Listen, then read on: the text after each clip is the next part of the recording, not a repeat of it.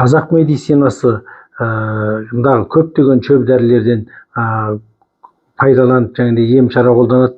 Мәселен, Қытайдың Шенжаң медициналық университетіне бір бертіндегі осы 10-15 жылдың алдында бір атамыз барады, қалтамақ дейміз ғой, өңеш рәгі болып. Барғаннан кейін енді 5-6 сантиметрлік өңеш рәгі екен, операция жасаймыз дейді, бірақ оған атамыз келіспейді.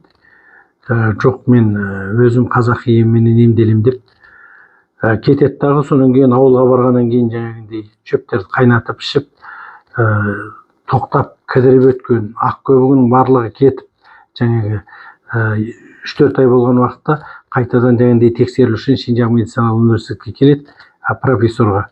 Қайтадан бari жұтып тексеріп көреді, эндоскопиямен тексеріп көрсе, рак жазылып кеткен.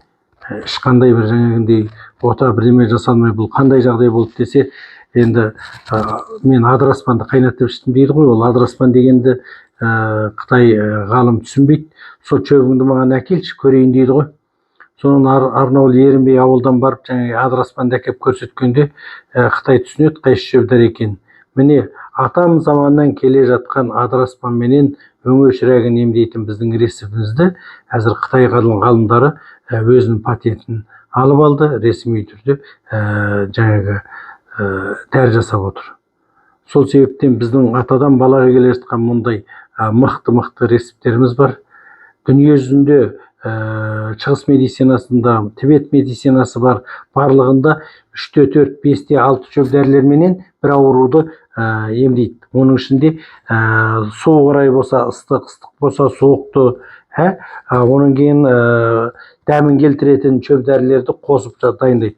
Қазақ медицинасы тек бір дәрі бір түрлі ауруға ем болады, ол басқа халықта жоқ. Сол себептен қазақ медицинасындағы шөп дәрілермен емдеу әзірге батыстың көптеген химикаттарынан зеріккен қазақ халқы үшін ауадай қажет. Ауырмаңыздар, дендеріңіз сау болсын, жақсылықтарда, тойда кездесейік.